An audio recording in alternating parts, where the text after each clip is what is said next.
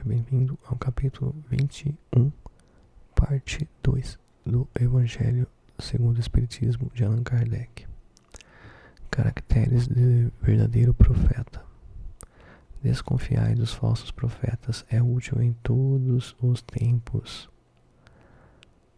essa recomendação, mas, sobretudo, nos momentos de transição em que, como no atual, se elabora uma transformação da humanidade, porque então uma multidão de ambiciosos e intrigantes se arvoram em reformadores e messias.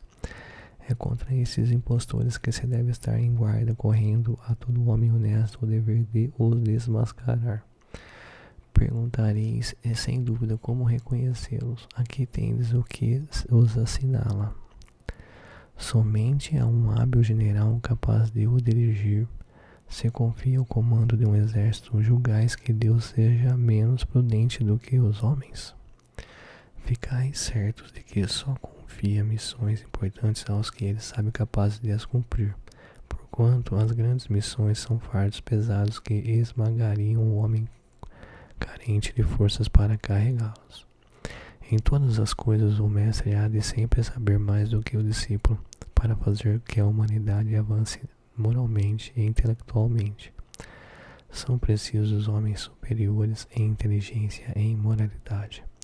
Por isso, para essas missões são sempre escolhidos espíritos já adiantados, que fizeram suas provas noutras existências. Visto que, se não fossem superiores ao meio em que têm de atuar, nula lhes resultaria a ação.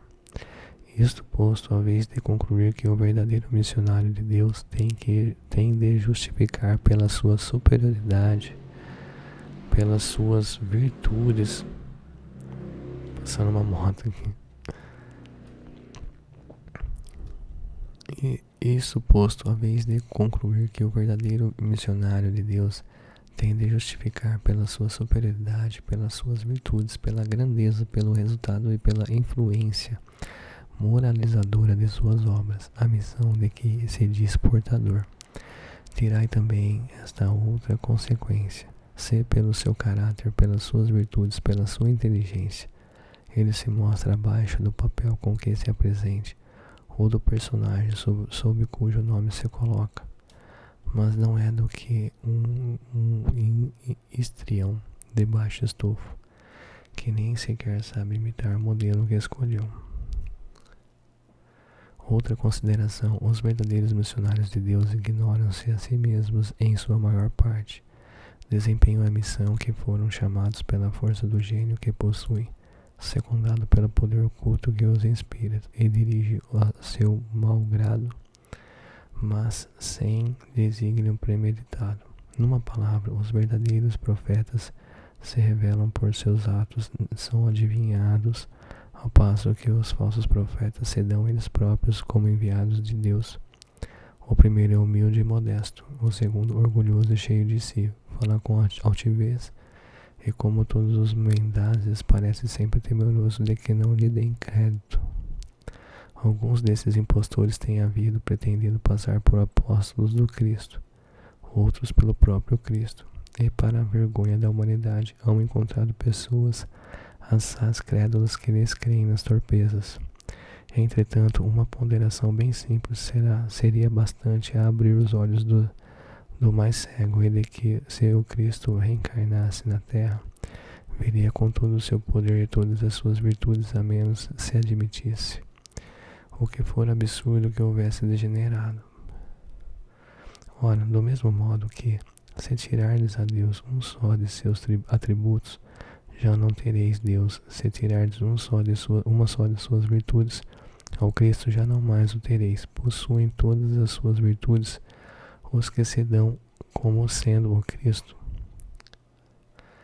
Essa é a questão. Observai-os, perscrutai-lhes as ideias e os atos, e reconhecereis que, acima de tudo, lhes faltam as qualidades distintivas do Cristo: a humildade e a caridade, sobejando-lhes as que o Cristo não tinha.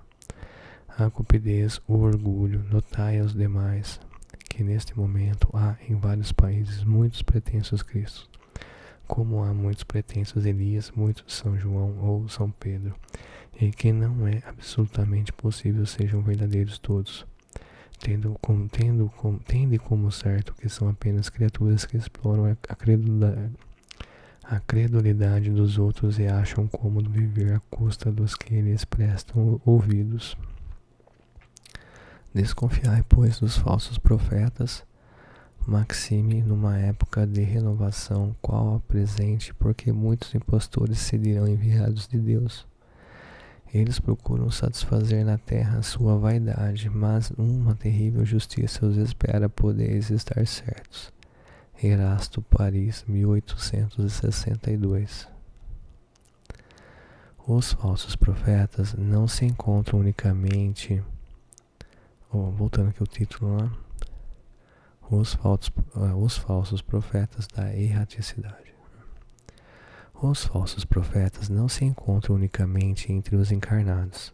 Há-os também, e em muito maior número, entre os espíritos orgulhosos que, aparentando amor e caridade, semeiam a desunião e retardam a obra de emancipação da humanidade, lançando-lhe de través seus sistemas absurdos. Depois de terem feito que seus médios os aceitem, e para melhor fascinarem aqueles a quem desejam iludir, para darem mais peso às suas teorias, se apropriam sem escrúpulo de nomes que só com muito respeito os homens pronunciam. São eles que espalham o fenômeno dos antagonismos entre os grupos que os impedem a isolarem-se uns aos outros e olharem-se com prevenção. Isso por si só bastaria para os desmascarar, pois, procedendo assim, são os primeiros a dar o mais formal desmentido às suas pretensões. Cegos, portanto, são os homens que se deixam cair em tão grosseiro embuste. Quando vem um guia criando divisão, separação, eu já vi isso acontecer, é chato, né? Tipo, em vez de unir um grupo, acaba desunindo. Você não precisa mais vir aqui nesse grupo não, ou não precisa mais no grupo tal. Um guia falar isso, eu acho bem estranho, no mínimo aí, né? Mas então, eles estão aí separando, criando divisão entre as pessoas, entre nossos pensamentos. Caso sério, e muitas vezes a gente cai. Impressionante, né? Mas vamos aprendendo, né? Continuando. Mas há muitos outros meios de serem reconhecidos. Espíritos da categoria em que eles dizem achar-se têm de ser não só muito bons, mas como também eminentemente racionais. Pois bem, passai-lhes os sistemas pelo crivo da razão e do bom senso, e vede o que restará. Convinde, pois, comigo em que todas as vezes que um espírito indica, como remédio aos males da humanidade, ou como meio de conseguir-se a sua transformação, coisas utópicas e impraticáveis, medidas pueris e ridículas, quando formulam um sistema que as mais rudimentares nas noções da ciência contradizem, não pode ser senão um espírito ignorante e mentiroso. Por outro lado, crede que, se nem sempre os indivíduos apreciam a verdade, esta é apreciada sempre pelo bom senso das massas, constituindo isso mais um critério. Se dois princípios se contradizem, achareis o valor intrínseco de ambos, verificando qual dos dois encontra mais ecos e simpatias. Fora, com efeito, ilógico admitir-se que uma doutrina cujo número de adeptos diminua progressivamente seja mais verdadeira do que a outra que veja a dos seus em contínuo aumento, querendo que a verdade chegue a todos. Deus não a confina num círculo acanhado, fala surgir em diferentes pontos a fim de que por toda parte a luz esteja ao lado das trevas. Repeli sem condescendência todos esses espíritos que se apresentam como conselheiros exclusivos, pregando a separação e o isolamento. São quase sempre espíritos vaidosos e medíocres que procuram impor-se a homens fracos e crédulos, prodigalizando-lhes exagerados louvores, a fim de os fascinar e de tê-los dominados. São geralmente espíritos sequiosos de poder e que eles déspotas públicos ou nos lares quando vivos ainda querem vítimas para tiranizar depois de terem morrido. Em geral, desconfiai das comunicações que trazem um caráter de misticismo e de singularidade, ou que prescrevem cerimônias e atos extravagantes. Há sempre nesses casos motivo legítimo de suspeição.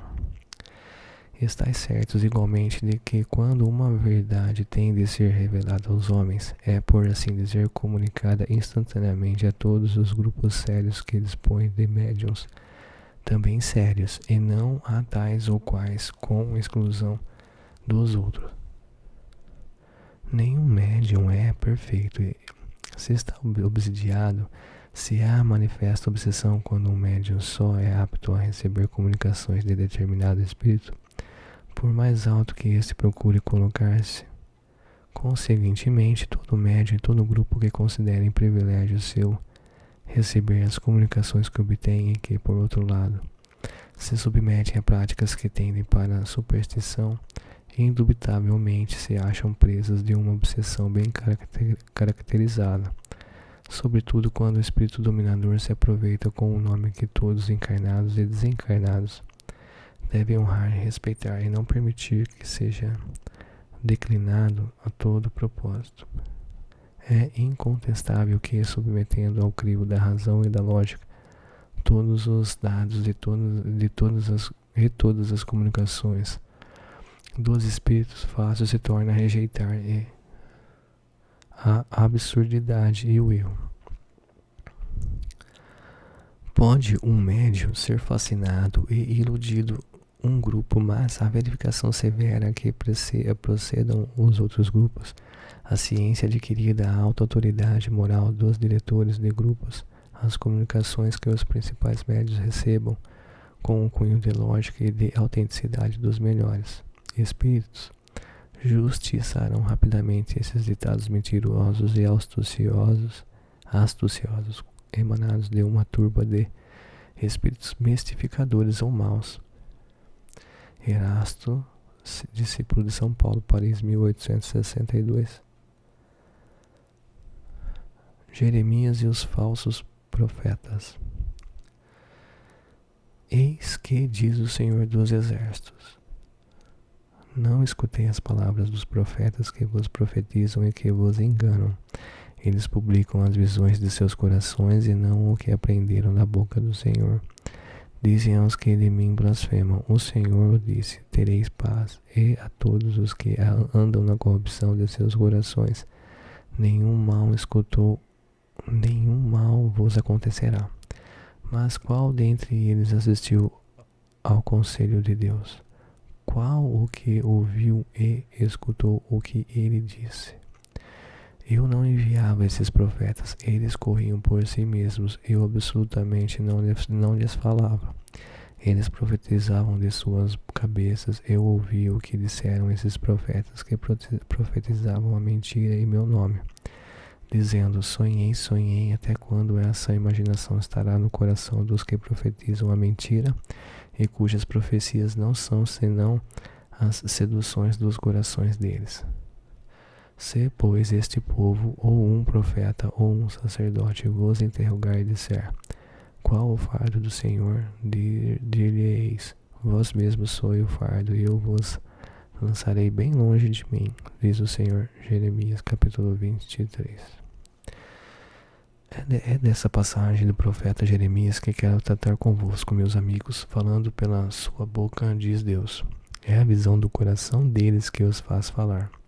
Essas palavras claramente indicam que já naquela época os charlatães e os exaltados abusavam do dom da profecia e abusavam por conseguinte da fé simples, quase cega do povo, predizendo por dinheiro coisas boas e agradáveis. Muito generalizada se achava essa espécie de fraude na nação judia. E fácil é de compreender-se que o pobre povo, em sua ignorância, nenhuma possibilidade tinha de distinguir os bons dos maus, sendo sempre mais ou menos ludibriado pelos pseudo-profetas, que não passavam de impostores ou fanáticos. Nada há de mais significativo do que estas palavras. Eu não enviei esses profetas, e eles correram por si mesmos. Não lhes falei, e eles profetizaram. Mais adiante diz: eu ouvi esses profetas que profetizavam a mentira em meu nome, dizendo: sonhei, sonhei. Indicava assim um dos meios que eles empregavam para explorar a confiança de que eram objeto. A multidão, sempre crédula, não pensava em lhes contestar a veracidade dos sonhos ou das visões. Achava isso muito natural e constantemente os convidava a falar. Após as palavras do profeta, escutai os sábios conselhos do apóstolo São João, quando diz: não acrediteis em todo o espírito, experimentai se os espíritos são de Deus, porque entre os invisíveis também há os que se comprazem em iludir, se lhes depara a ocasião. Os iludidos são está-se a ver. Está-se a ver. Os médios que se não precatam bastante. Os iludidos são estas-se a ver. Os médios que não precatam bastante. Não entendi bem aqui, mas vamos lá. Aí se encontra, é fora de toda dúvida, um dos maiores escolhos em que muitos funestamente esbarram mormente se são novatos no espiritismo. Existe uma prova de que só com muita prudência podem triunfar. Aprendei, pois, antes de tudo, a distinguir os bons e os maus espíritos, para por vossa vez não vos tornar falsos profetas. Luz, espírito protetor, Karlsruhe, 1861. E aqui termina o capítulo 21, parte 2. Muito interessante, né? Quando começa a estudar espiritualidade, espiritismo, é normal nós nos enganarmos, acreditar algumas coisas que não são, ou na empolgação às vezes, não sei. E no decorrer dos anos também estudando, já acabamos nos enganando, por vezes entrando em algum fanatismo e entrar então numa obsessão e começar a achar algumas coisas na nossa cabeça, porque vem muitas coisas. Então, da mesma maneira que nós somos sugestionados por coisas boas, intuições, também vem umas intuições para nos enganar. Então, é normal nós às vezes nos confundirmos. Às vezes não, né? Frequentemente. É só por Deus. Mas beleza, estamos aí, né? A questão é que pedir pra Deus iluminar nossa cabeça e a gente não se tornar mais um maluco nesse mundo, né? Maluco eu acho que eu já sou um pouquinho, né? Um bastantão. Mas então ser menos maluco. Tá certo? Então até o próximo vídeo. O capítulo vai ser o capítulo 22. E confere aí a playlist no canal também. Você vai encontrar todos os capítulos desse livro lá. Tchau, tchau.